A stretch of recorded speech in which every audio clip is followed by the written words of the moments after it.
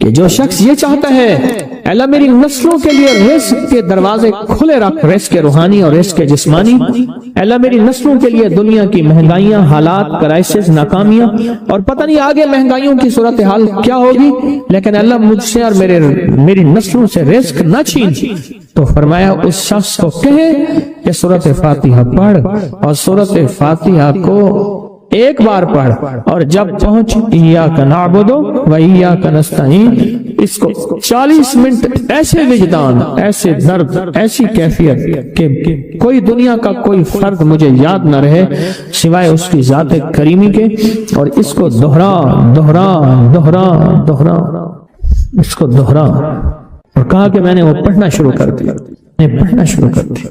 شیخ حامد کوفی کہتے ہیں کہ کوفہ میں ہمارے ہاں ایک رئیس تھا، اور لوگ اس کے در سے کھاتے تھے، اور لوگ اس کے در سے بہت لیتے تھے، اور بہت سخاوت چلتی تھی، اور سنا تھا کہ اس کے والد بھی ایسے رئیس تھے، اور سنا تھا اس کے دادا بھی ایسے رئیس تھے، اور یہ بات سنی تھی کہ اس کے دادا نے کوئی عمل کیا تھا، اور ایسا نہیں، دادا کے بڑوں نے کوئی ایسا عمل کیا تھا جس میں اللہ سے نسلوں کے لیے رزق اور رزق کے خزانے منوائے تھے۔ کتنے لوگ ایسے ہیں، مال دولت چیزیں، ایسے حالات اور گردش میں آئے کہ ناموری سے گمنامی میں چلے گئے۔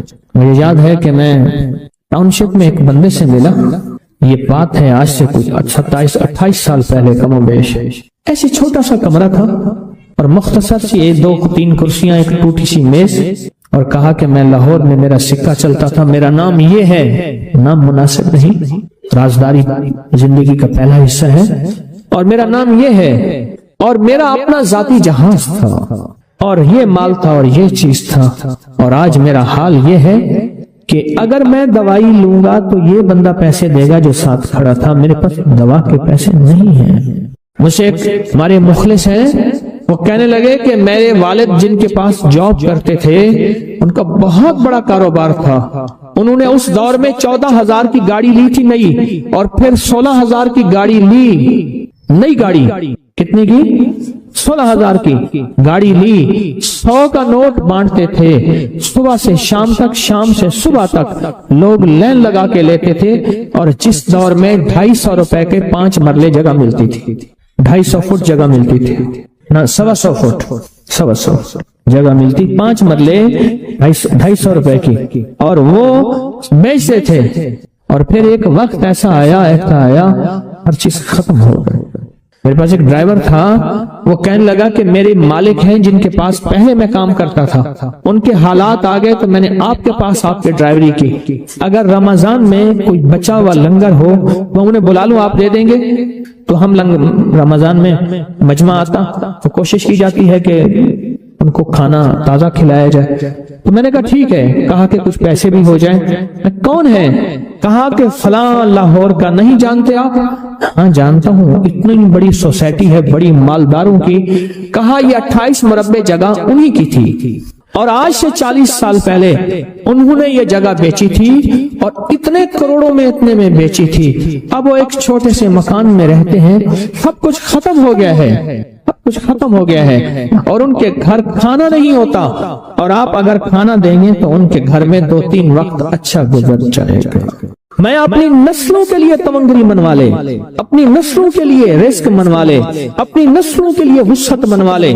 تو کہے کہ مال بہت ہے اور نسلوں کے کام آئے گا، مال رکھنا جائز ہے، حلال جائز ہے، لیکن یہ شرط نہیں ہے کہ وہ رہے گا یا نہیں رہے گا۔ یہ میرے ساتھ چوک ہے، یہاں کرتبہ چوک، یہاں 2 پلازے مجھے ایک بندے نے بتائے، اب اس کے نہیں ہیں، کہا یہ اور یہ اس بندے کا ہے، فلاں نام کے بندے کا، اور اس کا آج کچھ نہیں رہا۔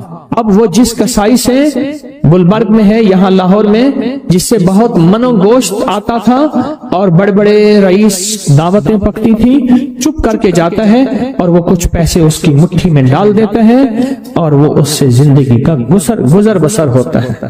میں یہاں لاہور میں فیروز پور روڈ پہ ایک جگہ گیا تو انہوں نے وہ جگہ پہ کھڑے ہو کے دکھایا، وہ سامنے جو بنگلہ ہے، میں نے کہا وہ تو محل ہے، کہہ رہے یہ اس بندے کا ہے، اب ایک کمرہ اس کو ہم نے دیا ہوا ہے اور وہ بنگلہ وہ محل وہاں وہ کھڑکی اس طرف کی بند رکھتا ہے کہ میری نظر اس پہ نہ پڑے، وہ سب کچھ اس سے چھن گیا ہے۔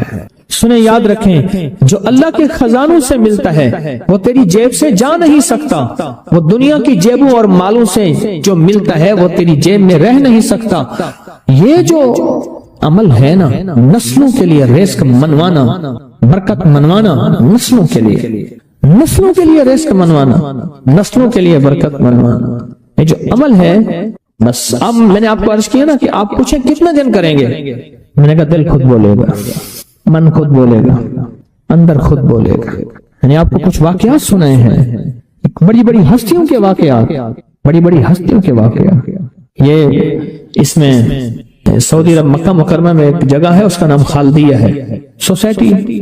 میں وہاں ایک عرب سے ملا، شیخ ابو ترکی اسے کہتے تھے، تو اردو عربی تو مجھے آتی نہیں، بس تھوڑی بہت ایسے شدھ بدھ ہے، تو وہ تھوڑی ہی دیر میں کہتے تھے، ایسے اٹھتے تھے نا، کہتے تھے اللہم ایاک نعبد و ایاک نستعین۔ میری ان سے چند ملاقاتیں ہیں، بوڑھے تھے، بابے تھے، کہ ان کے بڑے آئے تھے، اصل میں خلافت عثمانیہ تھی تو ان کے بڑے ترکیہ سے آئے تھے، تو پھر مکے میں رہتے تو وہیں کے ہو گئے۔ ان کا جو خادم تھا وہ اردو بولنے والا تھا اور انڈیا کا تھا، اس سے میرا تعلق تھا۔ تو میں نے اس سے پوچھا، میں نے کہا تیرا جو ہے یہ بابا یہ کیوں پڑھتا ہے، یہ پتہ نہیں، پوچھ کیوں پڑھتا ہے؟ اس نے کہا جلالی بابا ہے تو کہے گا مجھ سے۔ میں نے کہا میرا کہے؟ اچھا وہ میرے اشارے دیکھ رہا تھا، تو اس نے عربی سے پوچھا کیا کہتا ہے؟ اس نے ڈرتے ڈرتے کہا کہ جی آپ یہ کیوں پڑھتے ہیں؟ تو بڑا خوش ہو گیا، کہنے لگا پہلا بندہ ہے جس نے مجھ سے یہ پوچھا، آج تو کسی نے پوچھا نہیں، پہلا بندہ ہے جس نے مجھے یہ پوچھا ہے۔ کہا جب ہم چھوٹے تھے ہمارے پاس بہت غربت تھی اور تندرستی تھی، تو میرے والد ہمیں بٹھا لیتے تھے اور ہم سورۃ فاتحہ پڑھتے تھے، اور جب پہنچتے تھے نا ایاک نعبد و ایاک نستعین پر، تو پھر اس کو میرے والد کہتے تھے دہراؤ، بہت زیادہ پڑھو، بہت زیادہ پڑھو، بہت زیادہ پڑھو، بہت زیادہ پڑھو۔ کام پڑھتے تھے، بہت زیادہ پڑھتے تھے، بہت زیادہ پڑھتے تھے، اور کہا میرے والد پھر دعا کرتے تھے اور ہم آمین کہتے تھے، اور میرے والد کہتے تھے چلو مبارک ہو، ہمیں جو ہے اللہ پاک وہ فلاں چیزیں، وہ حلاوے، وہ چیزیں کھلائیں گے۔ کہہ رہے ابے کو دیکھتے تھے، ابا جی ہمارے پاس تو پیٹ بھر کے روٹی نہیں ہے، آپ کہتے ہیں اللہ وہ کھلائے گا، وہ کھلائے گا، اور ابا ایسے خوش ہو جاتا تھا۔ کیوں؟ ابے کو یقین تھا کہ سورۃ فاتحہ اس کریم نے قبول کر لی اور میرا کام ہو گیا۔ وَمَن يَتَوَکَّلْ عَلَى اللَّهِ۔ ہاں میرے بندے، میری ذات پہ بھروسہ کر کے دیکھ، میرے قریب آ کے دیکھ، مجھ سے دوستی لگا کے دیکھ تو صحیح، میں کر کے دکھاؤں گا۔ سجدوں میں، دو سجدوں کے درمیان ایک دعا ہے، اگر اس کی مشق کر لیں اور مسلسل مشق کر لیں، اللہم اغفر لی وارحمنی وعافنی، مختصر دعا ہے۔ اگر دو سجدوں کے درمیان اس دعا کا استحضار، اس پہ توجہ، اس پہ دھیان اور اس کی مشق کر لیں، زندگی کے وہ خزانے ملیں گے جو بڑے بڑے لوگ ڈھونڈتے ڈھونڈتے تھک گئے ہیں۔ کوئی گولیوں میں ڈھونڈتا ہے، کوئی ٹیکوں میں ڈھونڈتا ہے، کوئی شیشوں میں ڈھونڈتا ہے، کوئی نشوں میں ڈھونڈتا ہے، کوئی بڑے بڑے مخملی بستروں میں ڈھونڈتا ہے، کوئی بادشاہ بننے کے لیے سیاست میں ڈھونڈتا ہے، پتہ نہیں کہاں ڈھونڈتا ہے بندہ۔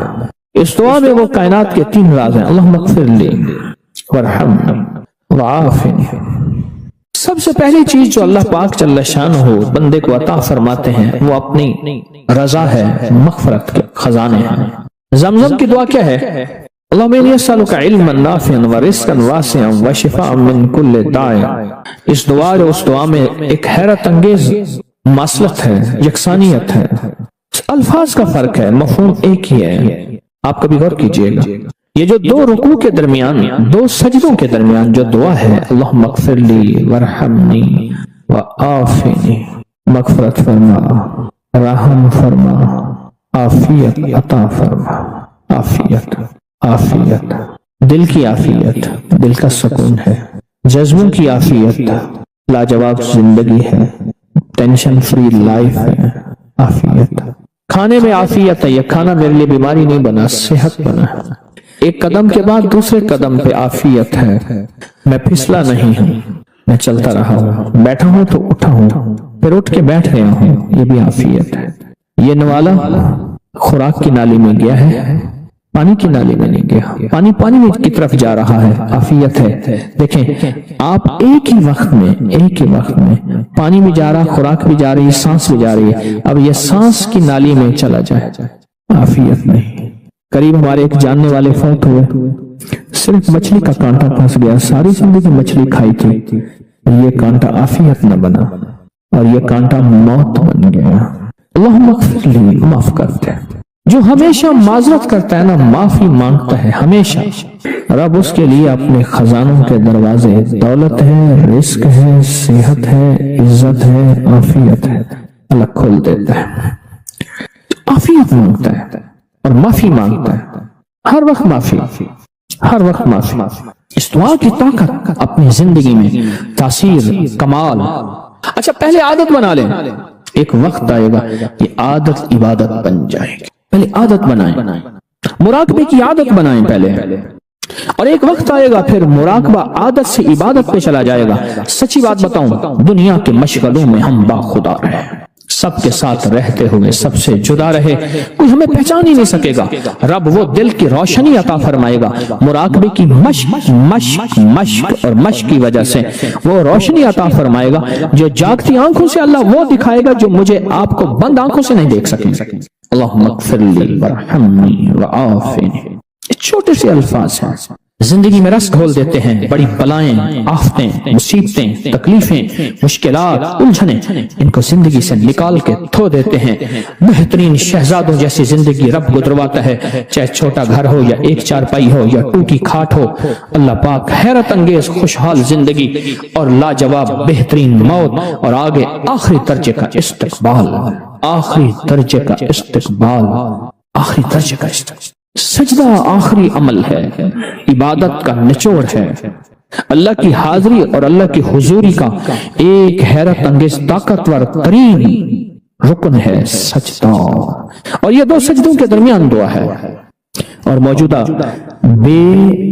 اس وقت موجودہ جو بے ترتیب زندگی ہے، عدم تحفظ کا شکار اولاد ہے، بیٹی بیٹا ہے، گھر ہے، جیب ہے یا گاڑی ہے یا سواری ہے، عدم تحفظ کا شکار ہے، پتہ نہیں کہ تحفظ کیا ہو، پل میں کیا ہو جائے، گھر کے حالات کیا ہوں، زندگی کے حالات کیا ہوں، آج کیا ہے کل کیا ہو، کوئی خبر نہیں۔ ان لمحوں میں اس دعا کی اشد ترین ضرورت ہے کہ اللہم اغفر لی ورحمنی، بس رحم فرما، وعافنی، عافیت دے دے، بدن کی عافیت، آنکھوں کی عافیت، ذہن کی عافیت، دل کی عافیت، جذبوں کی عافیت، اولاد کی طرف سے عافیت، گھر کی طرف سے عافیت، بیٹی کی شادی ہونی ہے عافیت، ہو گئی عافیت، بہو آنی ہے عافیت، ہو گئی عافیت، سواری ملی ہے تو اس کو عافیت کا ذریعہ بنا، یہ سواری میری موتوں اور میری ذلتوں اور مجھے لولا لنگڑا کرنے، ہاتھ پاؤں کٹنے، پریشان ہونے کا ذریعہ نہ بنے، عافیت عطا فرما۔ دوسرا رکوع کی دعا، سمع اللہ لمن حمدہ، ربنا لک الحمد کے بعد حمدن کثیرن طیبن مبارکن فی، حمدن کثیرن طیبن مبارکن فی، یہ 5 جملے ہیں چھوٹے چھوٹے، حمدن کثیرن طیبن مبارکن فی، یہ 5 جملے ہیں چھوٹے چھوٹے۔ میں کہتا ہوں زندگی میں جس بندے کے گھٹنے ختم ہو گئے ہوں، سب کچھ گھس گیا ہو، اللہ چلنے کے قابل بنائے گا، کمر کے مہرے، پٹھے، اعصاب اور معذوری سے اللہ بچائے گا۔ اور حیرت انگیز طور پہ مجھے لوگ جب سے میں نے بتانا شروع کیا ہے اس دعا کی طاقت یہ ہے، ایک بابا جی دعا دیتے تھے، میں نے کئی بار سنی، ایک سے نہیں کئی دفعہ سنی، یا اللہ بندے اور منجے کا کبھی محتاج نہ کرنا، کہ اللہ انسان کا اور چارپائی کا بھی محتاج نہ کرنا۔ یہ انسان اور چارپائی کی محتاجی سے بچانے والی دعا ہے جو رکوع سے اٹھنے کے بعد ہے۔ کہیں حمدن کثیرن طیبن مبارکن فی، بس بڑی طاقت ہے۔ کیوں؟ اللہ کی عظمت ہے، اے اللہ ساری حمد تیرے لیے، اور بہت کثیر اور بہت پاک اور بہت مبارک، ساری ہم تیرے لیے، ساری تعریفیں تیرے لیے، ساری ثنائیں تیرے لیے، اور ساری عزتیں تیرے لیے، سارے تخت تیرے لیے، سارے تاج تیرے لیے، ساری سربلندیاں تیرے لیے۔ اللہ کہتا ہے میری تعریفیں کرتا ہے، مجھے عزتیں دیتا ہے، کبھی کسی کا محتاج نہیں کہوں گا، کیوں کہ میں محتاج نہیں ہوں، اللہ محتاج ہے، لہذا کسی کا محتاج نہیں کروں گا انشاءاللہ۔ رکوع سے اٹھتے ہوئے میں کہتا ہوں جتنا بھی بندہ کوئی راکٹ اور انجن ہوئے تو یہ 3 سیکنڈ تو بہت زبردست بات ہے نا، 3 سیکنڈ اس دعا کے اندر میں نے بڑی طاقت پائی ہے۔ کتنے بے شمار ایسے ہیں کہ جو کہتے ہیں ہم ہل نہیں سکتے تھے، مہرے، ڈسک، کمر، کالر، گردن، جسم، ہڈیاں گھس گئیں، اللہ چلنے پھرنے کے قابل بناتا ہے، جسم معذور ہو گیا، اللہ کہتا ہے ٹھیک ہے چلا پھراؤں گا تجھے، اس دعا کی طاقت سے تمہیں صحت مند زندگی، لاجواب زندگی دوں گا۔ اس دعا کے اندر اللہ کی عظمت ہے، اور جو ملتا ہے اس کی عظمت سے ملتا ہے، اس کی خوشامد سے ملتا ہے، اس کی منت سے ملتا ہے۔ ہمارے یہاں استاد جی ہوتے تھے بابا جی عبد المجید صاحب، یہ ہمارے لاہور میں چنگی امر صدو کے قریب رہتے تھے۔ پرانی بات ہے، میں ان کے گھر گیا تو اندر گلیوں میں ان کا گھر ہے، ابھی چند سال پہلے فوت ہوئے تو تعزیت کے لیے گیا، 2-3 سال پہلے فوت ہوئے۔ ایک آدمی تھے، لا الہ الا اللہ محمد رسول، تو یہ کلمہ ان کی ہدیے کے لیے پڑھا۔ میں ایک دفعہ گھر گیا تو سخت سردی تھی، تو انہوں نے نیچے چادریں بچھائیں، کھیس بچھایا، چادر بچھائی اور نیچے جگہ بنائی، فرش ٹھنڈا تھا بالکل۔ میں نے کہا اللہ والے کوئی گھر میں بوریاں نہیں پڑی، پرانی پڑی ہیں، میں نے کہا جھاڑ کے لائیں، وہ نیچے بچھائیں، پھر کھیس بچھائیں، پھر چادریں بچھائیں، کوئی نیچے کی ٹھنڈک کو تو سنبھالے، بہت ٹھنڈک تھی۔ اچھا کھانا کھلایا، غریب آدمی تھے، جاتے ہوئے اٹھتے ہوئے میں نے کچھ ہدیہ بھی پیش کیا، کھانا کھلایا، ان کی چاہت تھی میرے گھر آئے، سفید پوش آدمی۔ بعد میں نا پلیٹ میں برفی لے آئے، ایسے پلیٹ تھی تو اس میں برفی ایسے پھیلی ہوئی تھی، میں نے ایک آدھ دانہ اٹھا لیا، ایک آدھ اور میں نے دم کر کے دیا، میں نے کہا یہ گھر جا کے کھلا دے۔ تو جب انہوں نے گھر جا کے کھلائی تو گھر سے مجھے شور شرابے کی آواز آنا شروع ہو گئی، طوفان ایک دم، حالانکہ اس سے پہلے خاموشی تھی، اس سے پہلے خاموشی تھی، گھر میں شور شرابہ، طوفان۔ میں کیا ہوا؟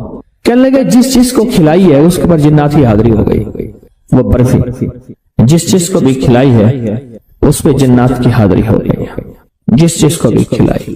وہ کیسے؟ کہنے لگے جنات نے ہمارا ایک بچہ مار دیا، اور جنات کیا کرتے ہیں، کپڑے کاٹ دیتے ہیں اور وہ بلیڈ کسی کی جیب میں ڈال دیتے ہیں، کہتے تیری جیب سے بلیڈ نکلا ہے، اب جھگڑا شروع ہوتے طلبہ بڑا اڑو بیٹھی میں سارے سوری جھگڑا، لڑائیاں گھر میں، کہ تیری جیب سے بلیڈ نکلا ہے، تو نے کاٹا ہے، گھر میں لڑائیاں، جھگڑے، نفرتیں۔ پتیلا پانی کا پڑا تھا، چھوٹا سا بچہ اٹھایا اس میں ڈال دیا، ڈوب کے مر گیا۔ گھر میں صندوق میں کپڑے کٹ جاتے ہیں، وہیں لٹکے ہیں، کٹ جاتے ہیں، اور گھر میں چیزیں خراب ہو جاتی ہیں، ہر وقت کسی کونے سے بدبو آتی ہے، اتنی گندی بدبو ہوتی ہے بندہ بیٹھ نہیں سکتا، جو اس میں ہے ہی کچھ نہیں، کوئی چوہا مرا ہوا، بلی، کتا مرا ہوا، کچھ بھی نہیں۔ یہ واقعات بہت پرانے ہیں، ہم تھک گئے ہیں۔ جب سے تسبیح خانے سے نسبت ہے تو پھر اس وقت سے بچے ہوئے پڑھائیاں کرتے رہتے ہیں، بہت بچت ہوئی ہے۔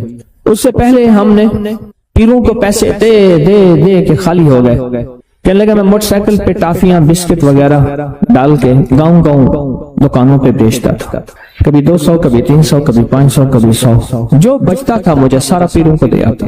پھر کیا